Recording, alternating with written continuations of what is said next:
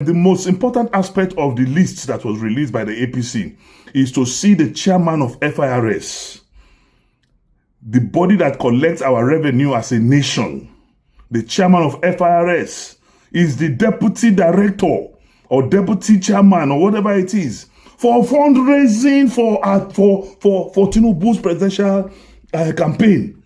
His name is there, Zacch, chairman FIRS, as the deputy director in charge of fundraising of presidential campaign of Tinubu, and you are serving as the country's chairman of Nigerian Revenue Service, NRS, formerly known as FIRS.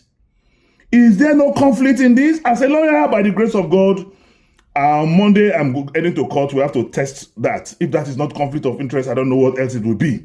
That a man who is a public servant, a man who is a salary earner, a man who is supposed to observe the provisions of the public, the ethos, guidelines of public service rules, PSR, the man who is supposed to observe PSR is not just supporting Tinubu. He is a member of the Presidential Campaign Council and he is the deputy director in charge of fundraising. And meanwhile, you are in charge of revenue collection of the Federal Republic of Nigeria. Mogbe, how did we get here?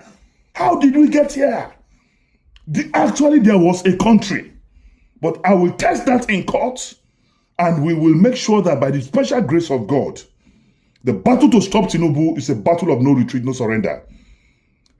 We have never gotten this low in the history of this country. It's a big shame. It's a disgrace. Haba!